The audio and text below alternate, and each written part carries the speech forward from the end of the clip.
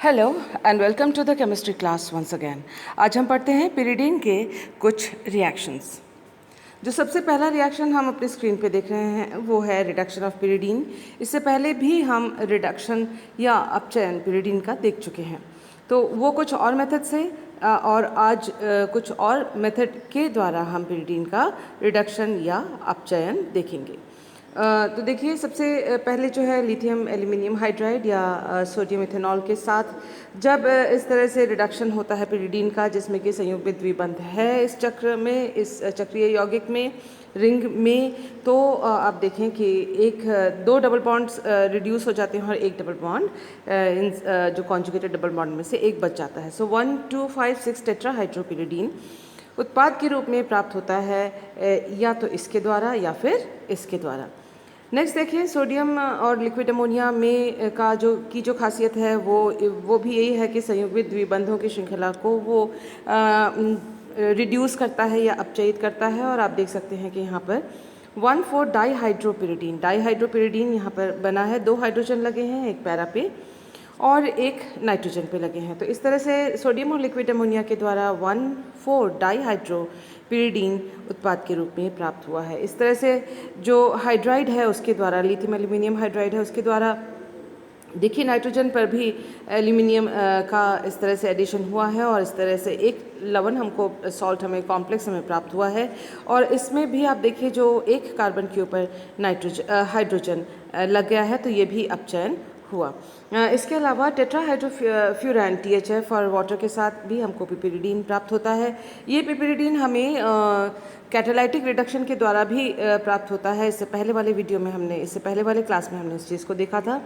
इसके अलावा इस तरह से भी पिपिरिडीन आप प्राप्त कर सकते हैं। तो ये कुछ मेथड्स हैं रिडक्शन ऑफ पिरिडीन के। इनको अलग अलग जो है पूछा जाता है कॉम्पिटिटिव एग्जामिनेशंस में, या अभिक्रियाओं को पूरा करो, इन ऐसे वाले क्वेश्चंस में पूछा जाता है। और यदि शॉर्ट नोट में रिडक्शन ऑफ पिरिडीन आता है तो आप बहुत सारे मेथड्स इसके इस प्रकार से लिख सकते हैं। आइए देखते हैं कुछ और मेथड्स रिडक्शन ऑफ पिरिडीन के। देखिए, जिंक और एसिटिक एनहाइड्राइड के साथ AC2O AC ग्रुप है, एसाइल ग्रुप है, यानी CH3C डबल बॉन्ड O को C डबल बॉन्ड O को AC ग्रुप कहा जाता है, आपको पता है। और ये एसिटिक एनहाइड्राइड का शॉर्ट फॉर्म है।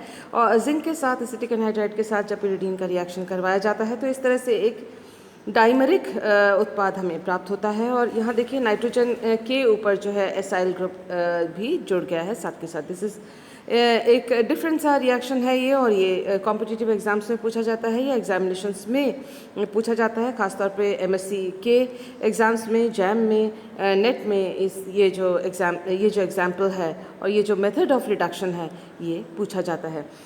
इसके बाद आप देख सकते हैं ट्राइमिथाइल सिलेन, और आप देख सकते हैं पैलेडियम की सहायता से इस तरह से फोर्थ जो कार्बन है रिंग के, उस कार्बन पर एक हाइड्रोजन जुड़ा और साथ में जो बाकी हिस्सा है वो नाइट्रोजन के साथ इस मॉलिक्यूल का जुड़ गया। तो ये भी एक रिडक्शन है बिकॉज हाइड्रोजन इसके अंदर ऐड हुआ है।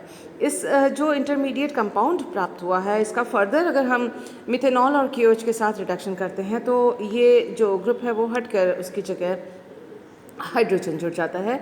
तो इस तरह से हम देख सकते हैं कि चौथे और फर्स्ट एटम पे 1,4 डाईहाइड्रोपिरिडीन इस तरह से हमें इस मेथड के द्वारा भी प्राप्त हो सकता है, और सोडियम लिक्विड अमोनिया के द्वारा भी ये प्रोडक्ट हमें प्राप्त होता है। इसके अलावा आप देखिए कि CH3CO2Cl और NaBH4 इन दोनों के द्वारा भी आप देख सकते हैं कि यहाँ अपचयन हुआ है बिकॉज हाइड्रोजन यहाँ पर जुड़ा हुआ है, एक हाइड्रोजन, इसलिए यहाँ डबल बॉन्ड, इस रिंग में जो है 2 डबल बॉन्ड्स हैं। यहाँ देखिए 2 डबल बॉन्ड्स हैं और इसमें एक बार ऑर्थो पे और एक बार पैरा पे एक हाइड्रोजन जुड़ा है, और रेस्ट ऑफ द मॉलिक्यूल जो बाकी बचा हुआ मॉलिक्यूल है उस तरह से नाइट्रोजन के ऊपर जुड़ गया। ये ठीक उसी तरह से हुआ जो यहाँ पर हमने ये केस देखा था। फर्दर इसका जब ऑर्गेनोमेटालिक कंपाउंड जो ऑर्गेनोलिथियम कंपाउंड के साथ और ईथर के प्रेजेंस में अगर इसका ट्रीटमेंट या रिएक्शन करवाते हैं तो फिर दोबारा हमें 1,4 डाईहाइड्रोपिरिडीन प्राप्त होता है। कुल मिला के बात यह है कि 1,4 डाईहाइड्रोपिरिडीन जो है 2-3 मेथड्स के द्वारा प्राप्त किया जा सकता है। एक तो इस प्रक्रिया के द्वारा, अगर आप बीएससी के लिए इसको तैयार कर रहे हैं तो सीधे के सीधे आप यहाँ जाके इस रिएजेंट को बीच में डाल के और इस स्टेप और ये दोनों स्टेप यूज़ करके आप सीधे प्रोडक्ट ये लिख सकते हैं। इसी तरह से आप इस प्रोडक्ट तक इसको रिएजेंट और इस रिएजेंट को लेके सीधे यहाँ तक लिख सकते हैं बिना इंटरमीडिएट कंपाउंड के। अगर आप इसके समेत लिखते हैं शॉर्ट नोट्स के अंदर तो फिर बहुत बढ़िया है, नहीं याद है तो भी कोई बात नहीं है। तो ये जो इंटरमीडिएट स्पीशीज़ हैं ये कॉम्पिटिटिव एग्जामिनेशंस या हायर स्टडी के लिए ज़्यादा इंपॉर्टेंट है। आइए देखते हैं नेक्स्ट हमारे लिए क्या है। नेक्स्ट है ऑक्सीडेशन ऑफ पिरिडीन विद पर एसिड। अब पर एसिड किसे कहते हैं आपको पहले भी बता चुकी हूँ, फिर एक बार बता देती हूँ। पर एसिड पर जो शब्द होता है या पर ऑक्सी कंपाउंड जो होता है उसके अंदर ऑक्सीजन और ऑक्सीजन के बीच में एक सिंगल बॉन्ड होता है। तो ऐसे कंपाउंड को पर शब्द से जो है पर ऑक्सी शब्द से डिनोट किया जाता है। एंड हियर दिस इज़ पर एसिटिक एसिड। पर एसिटिक एसिड क्यों? क्योंकि ऑक्सीजन और ऑक्सीजन के बीच में एक सिंगल बॉन्ड है। अगर ये एसिटिक एसिड होता तो एक ऑक्सीजन उसके अंदर नहीं होता और इस तरह से ऑक्सीजन के बीच में सिंगल बॉन्ड भी नहीं होता। आप देख सकते हैं कि इसको आप सीधे पर एसिड के साथ रिएक्शन करके यहाँ तक लिख सकते हैं अपने आंसर को बढ़िया बनाने के लिए, और नेट वगैरह की तैयारी के लिए, जैम की तैयारी के लिए आप इसके थ्रू भी इसको लिख सकते हैं। तो आप देखें कि स्पेशली एमएससी और नेट के लिए ये यहाँ से यहाँ तक गुजरें, और एमएससी और नेट नहीं कर रहे हैं तो सीधे यहाँ तक आएँ तो भी चलेगा।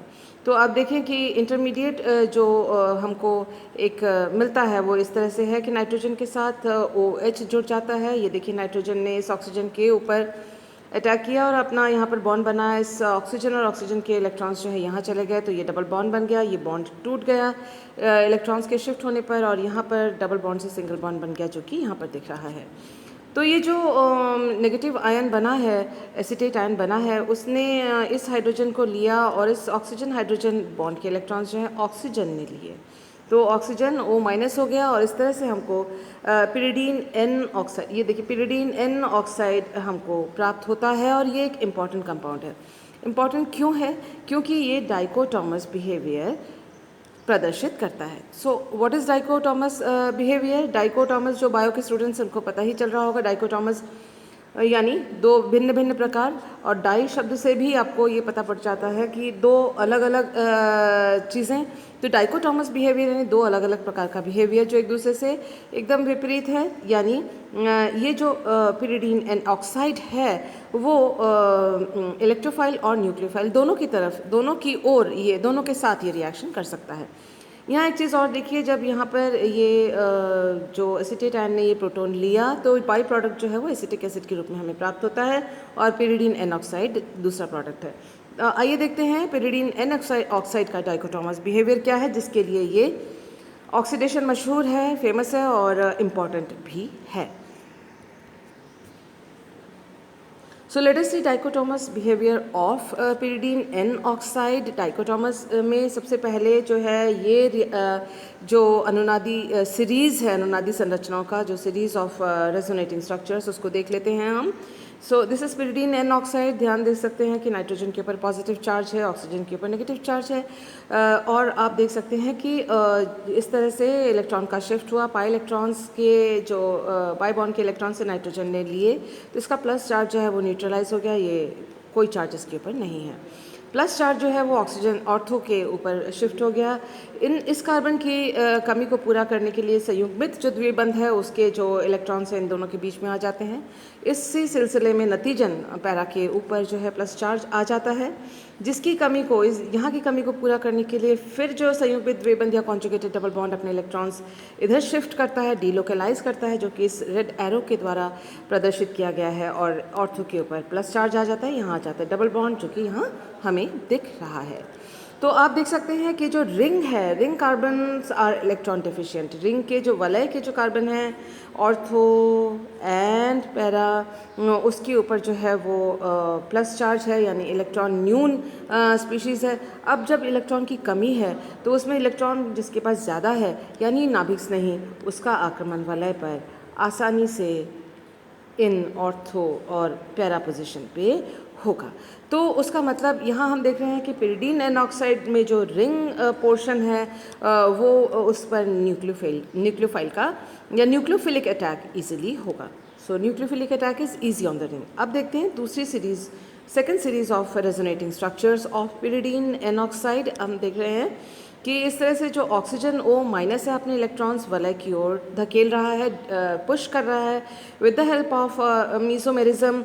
और जो प्रभाव है इसके ऊपर जो है वो +m प्रभाव है, क्योंकि अपने इलेक्ट्रॉन्स ही दे रहा है। और साथ ही साथ आप देख सकते हैं कि रेजोनेटिंग स्ट्रक्चर्स 3 बन रहे हैं। ऑक्सीजन ने अपने इलेक्ट्रॉन्स नाइट्रोजन और ऑक्सीजन के बीच में पुश किया विद द हेल्प ऑफ मीसोमेरिज्म या रेजोनेंस। तो आप देख सकते हैं नाइट्रोजन और ऑक्सीजन के बीच में डबल बॉन्ड बना और ऑक्सीजन का जो नेगेटिव चार्ज है वो न्यूट्रलाइज हो गया। There is no charge on oxygen now. Nitrogen के ऊपर जो प्लस चार्ज था वो यथावत बरकरार है, वैसा ही रहा। अब देखें कि ये जो चार्ज है वो नेगेटिव चार्ज जो है वो रिंग कार्बन के ऑर्थो पोजीशन पे आ गया है। यहाँ पर जो है फिर इलेक्ट्रॉन डिलोकलाइज हुआ, जैसा कि हम रेड एरो के द्वारा देख सकते हैं। तो यहाँ एक डबल बॉन्ड आ जाता है इस इलेक्ट्रॉन पुश के द्वारा या डिलोकलाइजेशन के द्वारा। तो आप देख सकते हैं डबल बॉन्ड हुआ और यहाँ पर आ गया नेगेटिव चार्ज, क्योंकि ये इलेक्ट्रॉन्स जो हैं वो पैरा पे आके पोजिशन हो गए। फर्दर इसमें डिलोकलाइजेशन हुआ, ये इलेक्ट्रॉन पेयर जो है इन दोनों कार्बन के बीच में शिफ्ट हुआ, तो इस तरह से डबल बॉन्ड आ गया। और यहाँ से यहाँ पर जब आ जाता है फिर दोबारा डिलोकलाइज होकर इलेक्ट्रॉन्स, तो यहाँ पर ऑक्सीजन के कार्बन के ऊपर नेगेटिव चार्ज आ गया। तो हम कुल मिला के देख सकते हैं कि जो ये नेगेटिव चार्ज है वो एक बार ऑक्सीजन के ऊपर है और 3 बार जो है वो वलय के ऑर्थो और पैरा पोजिशन पे है। यानी यहाँ हम कह सकते हैं जो electron releasing effect of oxygen makes ring electron rich. तो ये जो वलय है वो इलेक्ट्रॉन धनी हो जाता है, क्योंकि इसके ऊपर इलेक्ट्रॉन का जो घनत्व है वो बढ़ जाता है। वो कैसे दिख रहा है? वो नेगेटिव चार्ज की वजह से दिख रहा है। तो इसका मतलब है ऐसी स्थिति में जो इलेक्ट्रोफाइल होगा वो रिंग पर आक्रमण करेगा। अब ये देखिए कि यहाँ था इलेक्ट्रॉन न्यून, तो क्या आक्रमण कर रहा था? न्यूक्लियोफाइल रिंग पे आक्रमण कर रहा था। तो ये दोनों जो चीज़ें हैं कि इलेक्ट्रोफाइल का आक्रमण और न्यूक्लियोफाइल का आक्रमण, यहाँ न्यूक्लियोफाइल का आक्रमण रिंग पे और यहाँ इलेक्ट्रोफाइल का आक्रमण रिंग पे, ये दोनों एक दूसरे से ऑपोजिट बातें हैं। आमतौर पर ऐसी चीज़ें हम देखते नहीं हैं, हमको दिखता नहीं है ऐसा, we don't see such examples, हमें मिलते नहीं ऐसे एग्जाम्पल्स। तो ये एक इम्पॉर्टेंट और अलग से हट के एग्जाम्पल है और डाइकोटोमस बिहेवियर इसको कहा जाता है। और एक शानदार एग्जाम्पल है डाइकोटोमस बिहेवियर का जो कि पिरिडीन एन ऑक्साइड में हमको देखने को मिलता है। I hope you have understood today's study material. Keep on making notes. If you have some problem, contact me on my personal WhatsApp number. Thank you for being with me.